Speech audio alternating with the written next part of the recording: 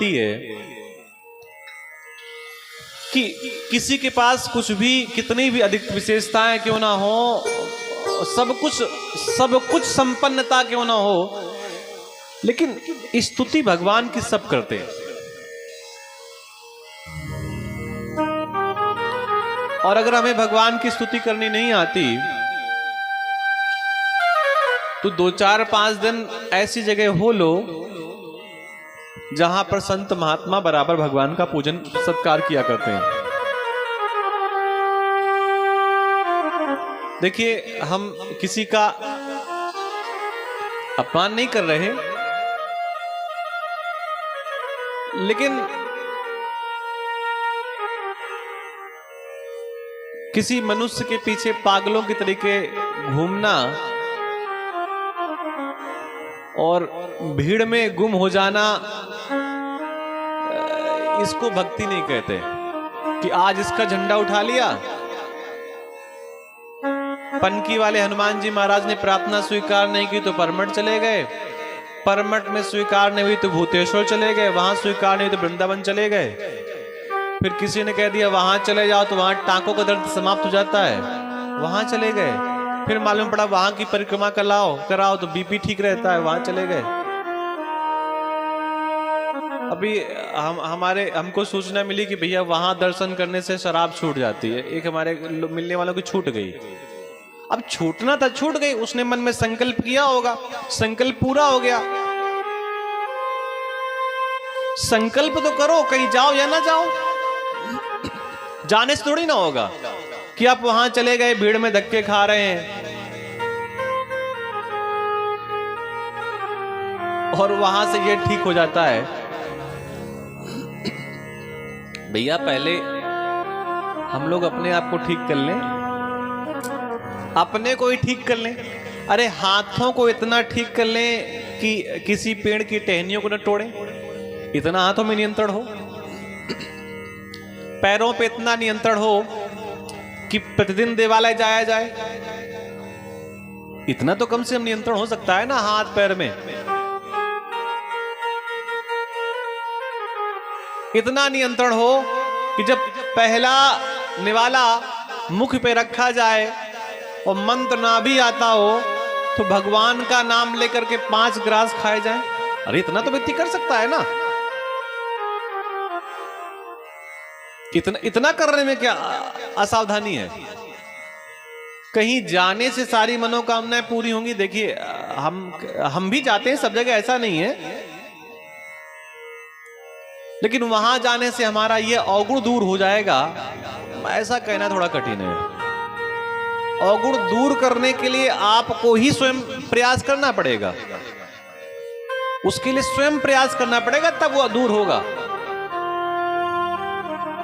मतलब ये नहीं है कि आप कहीं ना जाएं, सब जगह जाएं, लेकिन प्रमुख बात यह है कि जहां आप रहते हैं वहां जो निकटतम मंदिर है, जो देव स्थान है, वहां एक लोटा जल, एक फूल, एक चावल का दाना, शर्करा के 4 दाने, गुड़ के 4 दाने, अन्न के 2, 4, 5, 10 दाने जरूर डाले जाएं, चढ़ाए जाएं और वहां के देवताओं को प्रणाम किया जाए।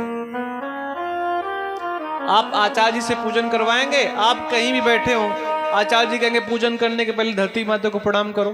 अब आप कहते हो यहाँ पे कोई है नहीं, आचार्य जी हमको ऐसे ही व्रत में प्रणाम करवा रहे हैं। तो सब जगह जाओ, भीड़ में जाओ, लेकिन भैया उपासना एकांत में होती है। कई लोग कहते हैं आचार्य श्री वो हमारा मन नहीं लगता, ध्यान नहीं लगता है। ध्यान तो बहुत बात की सीढ़ी है। अरे पहले आंखें तो परमात्मा का दर्शन करना पसंद करें, ध्यान तो बहुत बात की चीज है। बोले ध्यान करते हैं, आंख बंद कर माला घुमाते हैं तो पता नहीं क्या क्या याद आने लगता है। अरे आप माला घुमाओ ना, याद क्या आ रहा है क्या नहीं आ रहा है उसको छोड़ो।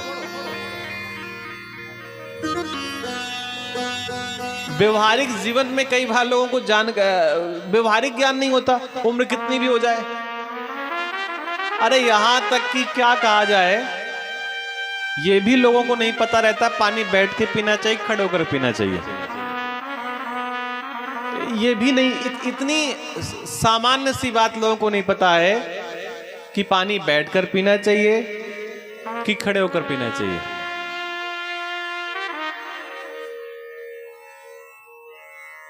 और जिसको इतनी सामान्य सी बात समझने में 20, 25, 30 साल लग जाएं, फिर उसको बहुत क्या सिखाया जा सकता है। इसलिए भैया कहीं जाने से क्या होगा वो एक अलग बात है। पहले कहीं जाने की अपेक्षा अपने अंदर घुस कर देख लो कि हम में क्या क्या कमी है।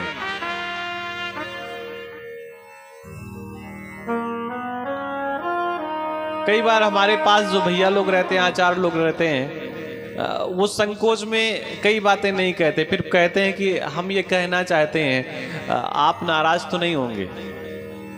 हम कहते हैं नहीं, आप कहिए, नाराज होने कोई बात ही नहीं है। और जो हमसे बहुत छोटे हैं उनकी भी हम बात मानते हैं, उनकी बात सुनते हैं, और वो अगर कहते हैं ये करो, इसके करने से ये होगा, वो मैं करने का प्रयास करता हूं। मतलब ये नहीं है कि कहीं बड़ी जगह कोई बड़ा व्यक्ति कहेगा तभी कुछ सीखा समझा जा सके। जहां से भैया जो मिल रहा है उसको स्वीकार करो, और अपने निकटतम जो मंदिर हैं उनको प्रणाम करो। नित्य का नियम बनाओ। सूर्य को प्रातः काल प्रणाम करो, इससे तमाम प्रकार की पॉजिटिविटी मिलती है। सूर्य को तो प्रणाम करना ही चाहिए, क्योंकि सूर्य जीवन का प्रमुख हिस्सा है।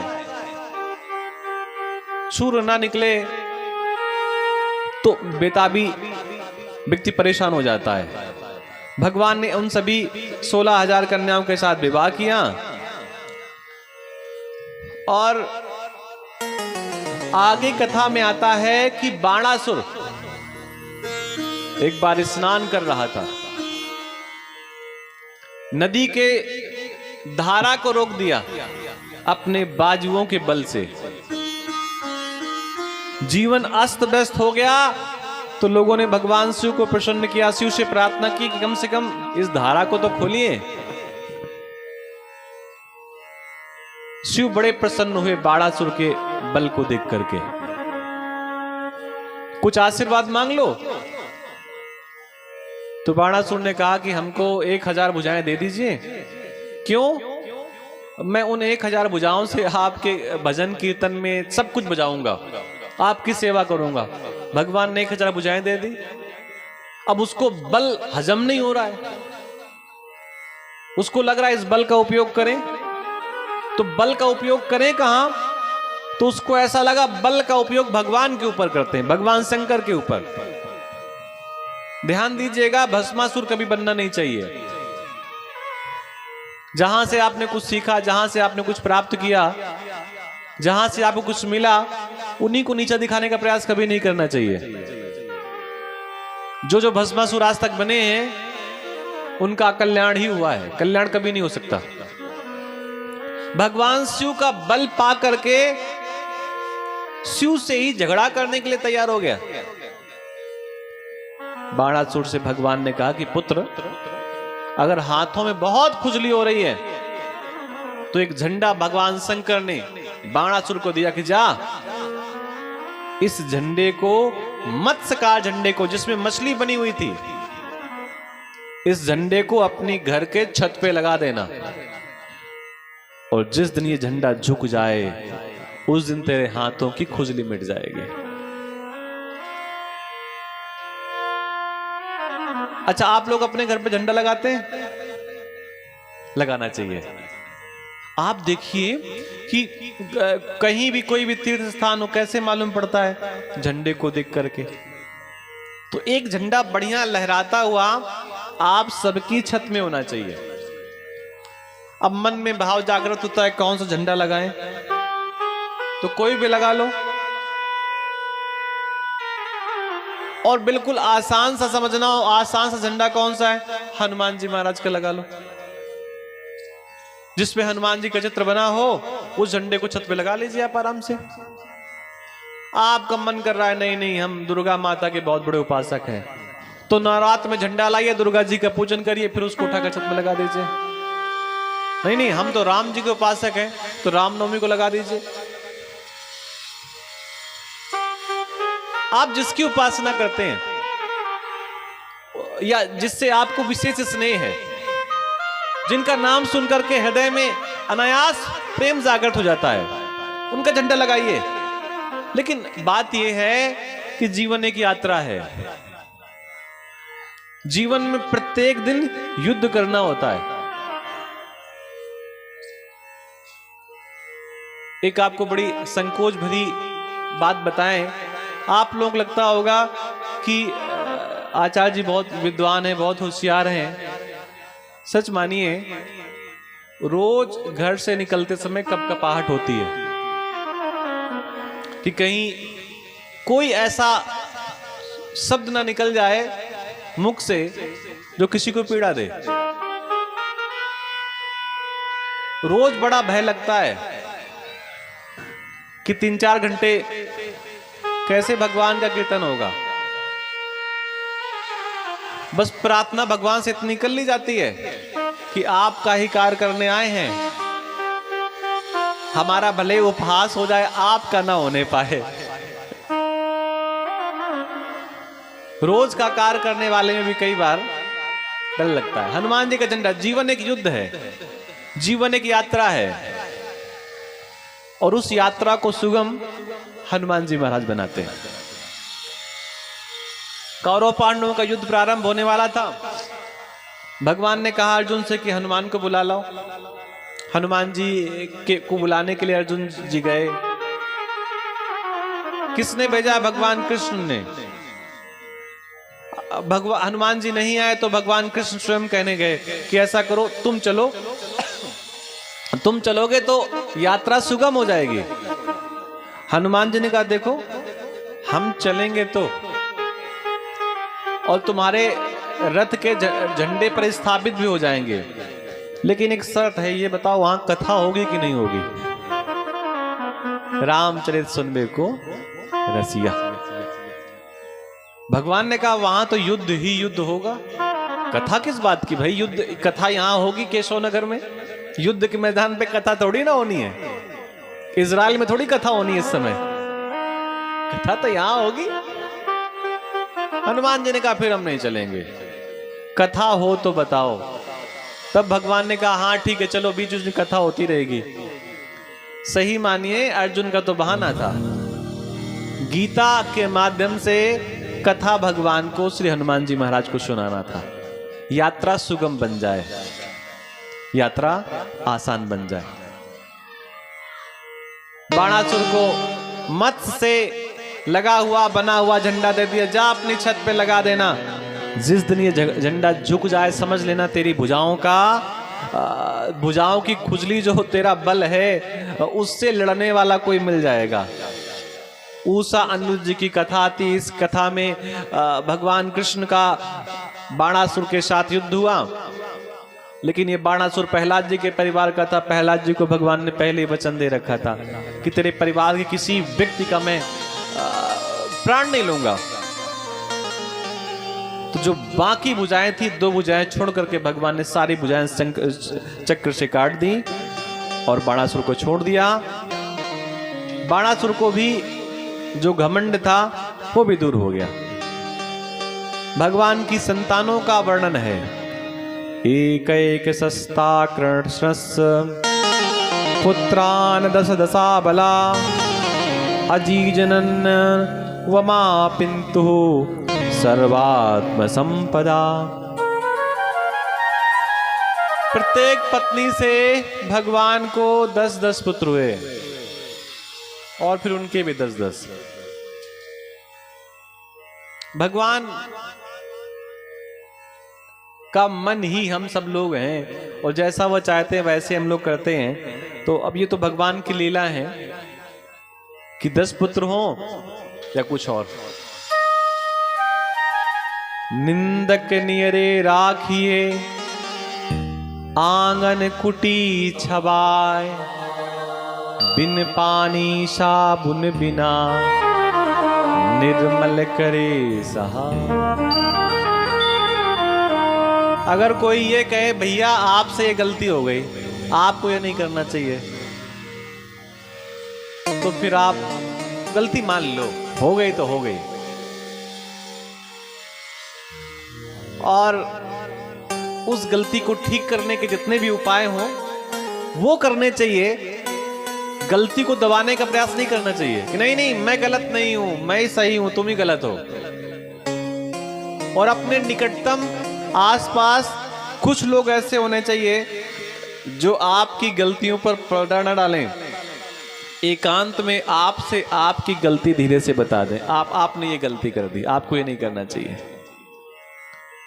और जो लोग झूठ का पुल बनाते हैं, झूठ ही बांटते हैं, ऐसे लोगों से प्रयास करना चाहिए थोड़ा सा दूर रहें।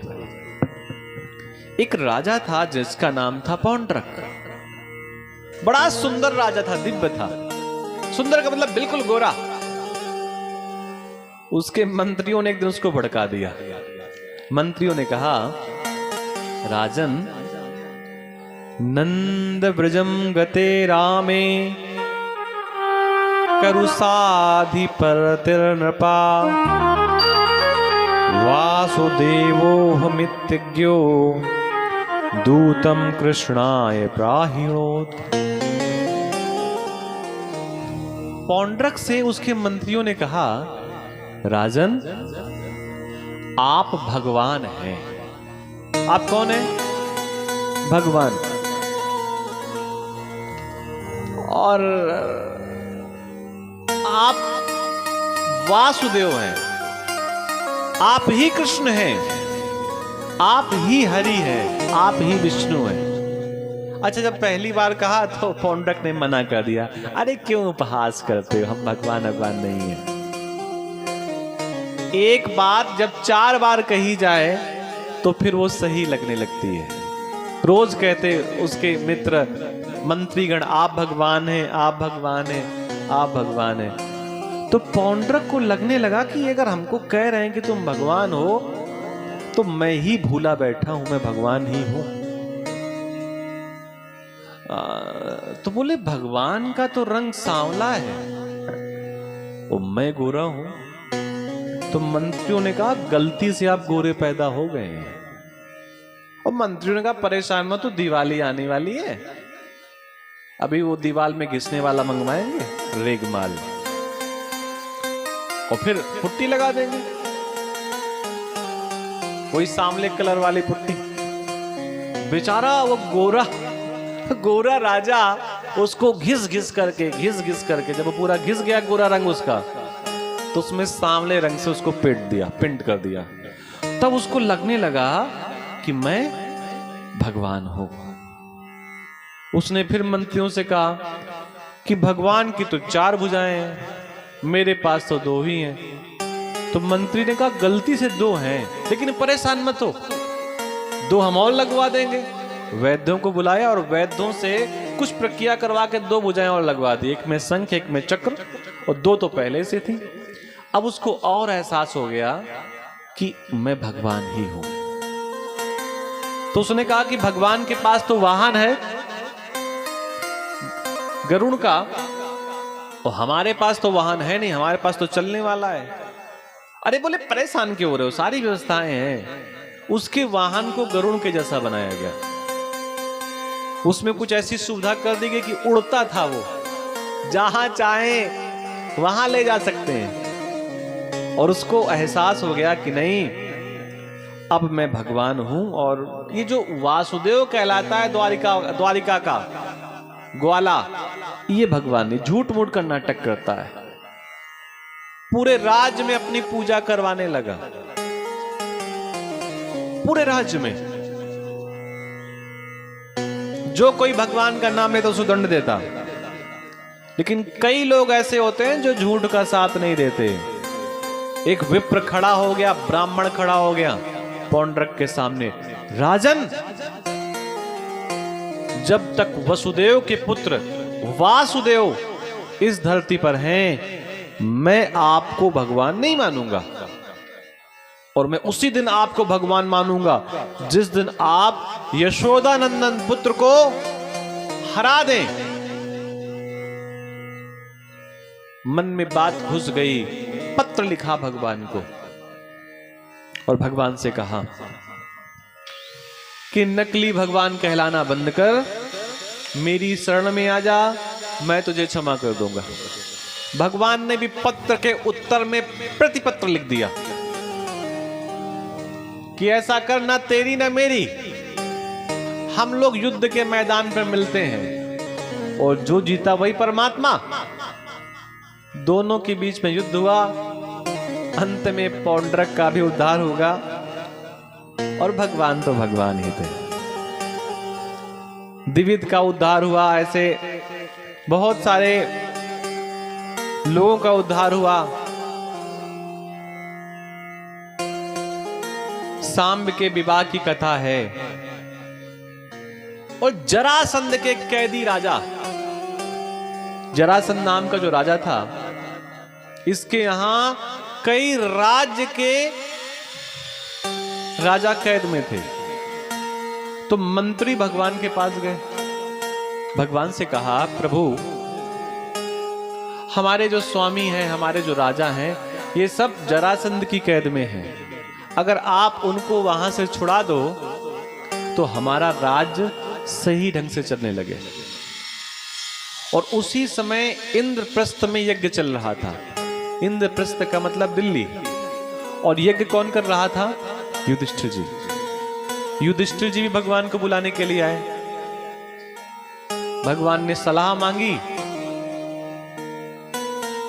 तो निष्कर्ष ये निकला कि ऐसा करो, पहले जाओ युधिष्ठिर के यहां, युधिष्ठिर के यहां से लो भीम और अर्जुन को, फिर जाओ जरासंध के यहां, जरासंध से युद्ध करो, उसका उद्धार करो और वहां के राजाओं को मुक्त करो, उसके बाद यज्ञ करो आकर के, तब आपको यज्ञ का संपूर्ण फल मिलेगा। भगवान गए, भीम और अर्जुन को साथ में लिया। जरासंध का नित्य का कार्य था कि हवन करने के पहले ब्राह्मणों का पूजन करता था, ब्राह्मणों को दान देता था, जो भी वो मांगते थे वो उनको प्रदान करता था। आज ये भी पहुंच गए, भगवान भी पहुंच गए ब्राह्मण का रूप बना करके। अर्जुन को ले लिया, भीम को ले लिया, तीनों ने ब्राह्मण का रूप बना लिया, वस्त्र पहन लिए, धोती पहन ली, माथे पे लंबा तिलक लगा लिया, अस्त्र शस्त्र कहीं पर फेंक दिए, गले में कंठी माला पहन करके जरासंध के द्वार में पहुंचे और भिक्षा मांगने के लिए खड़े हो गए। जरासंध ने जब हाथों की कलाइयों को देखा तो ये तो एहसास हो गया कि जितने मजबूत ये हाथ दिखाई दे रहे हैं ये ब्राह्मण के नहीं हो सकते, ये तो किसी लड़ने वाले के हैं।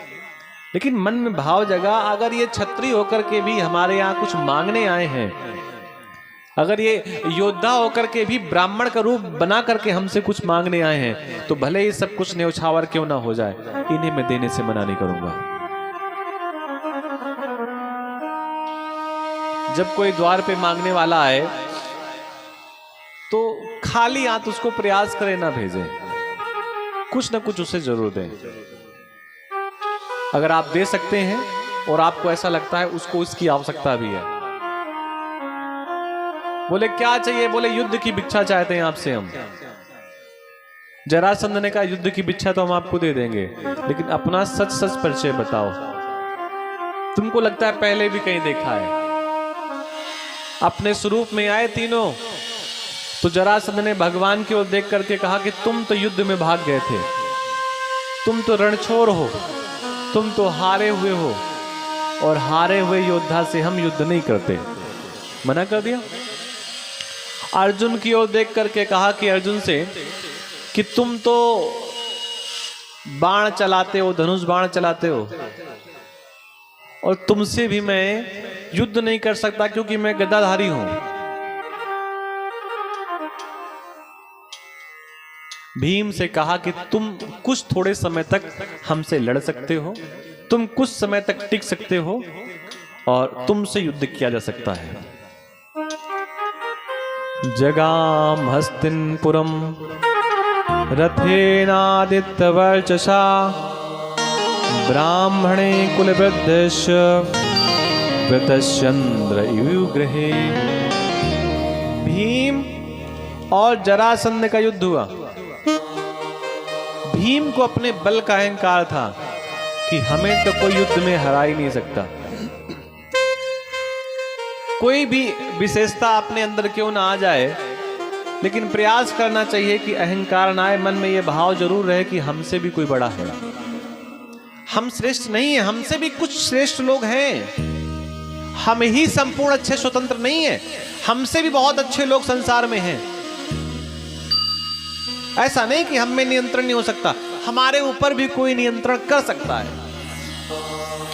जरासंध भीम के मन में भाव था कि हमको तो कोई हरा नहीं सकता। कितने सारे बड़े बड़े राक्षसों को हमने मारा। इस अहंकार को लेकर के भीम जरासंध से 27 दिन तक लड़ते रहे। भीम की एक एक नस टूट गई। भीम को ऐसा लगा अब जीवन नहीं जिया जा सकता, अब प्राण बच नहीं सकते, अब मैं युद्ध में कल नहीं लड़ सकता, क्योंकि मेरे शरीर का एक एक अंग मुझे कष्ट दे रहा है। भगवान के पास आए, भगवान कृष्ण से कहा भीम ने कि अब हम जरासंध से युद्ध नहीं करते, कोई कर सकते, कोई दूसरा उपाय बताओ, हम युद्ध नहीं करेंगे। भगवान ने कहा क्यों युद्ध नहीं करोगे? तो भीम ने कहा कि रोज युद्ध करने जाते हैं और हमारी ही पिटाई होती है और तुम भी कुछ नहीं कर रहे। तब भगवान ने धीरे से भीम से कहा कि मैं तो कुछ करूं, बहुत ध्यान समझना, बहुत बड़ी बात नहीं, छोटी सी बात है, मैं तो कुछ करूं लेकिन मुझसे कहो तो, मुझसे कहो तो कि मैं कुछ करूं, मैं तो करने के लिए तैयार हूं, लेकिन मुझसे कहो तो। भगवान प्रत्येक पग पर हमारे साथ सब क्रियाएं, सब सेवाएं देने के लिए तैयार हैं, लेकिन एक बार कहें तो हम उनसे, आप एक बार कहिए तो। धीरे से भगवान ने अपना हाथ फेरा तो भीम का सारा शरीर का दर्द दूर हो गया। भीम से भगवान ने कहा कि ऐसा करना, कल जब युद्ध करने जाना तो एक बार हमारी तरफ देख लेना। युद्ध प्रारंभ हुआ, फिर वही प्रक्रिया। तब भगवान की ओर भीम ने देखा तो भीम ने एक तिनका उठाया, बीच से फाड़ा, और तिनके, भगवान ने तिनका उठाया, बीच से फाड़ा और दोनों तिनकों को उल्टी दिशा में फेंक दिया। भीम समझ गए। भीम ने जरासंध को बीच से चीरा और जब वो दो हिस्सों में बट गया तो दोनों हिस्सों को विपरीत दिशा में फेंक दिया। जब जरासंध का जन्म हुआ था तो जन्म के बाद इसके प्राण चले गए, तो जरा नाम की एक राक्षसी ने खेल खेल में इसके शरीर को जोड़ दिया था। तो जरा के नाम से बालक के प्राण आए तो नाम हो गया जरासंध। भगवान की कृपा से जरासंध का भी उद्धार हुआ। ततः प्रविष्ट स्वपुरम हलायुद्धा समेत बंधून अनुरक्त चेतसः ससंस सर्वं यदुपुंगवाना मध्ये सभायाम कुरुसुदोदिशितम्। बोलिए वृंदावन बिहारी लाल की जय। मेरा दिल तो दीवाना हो गया मुरली वाले ते।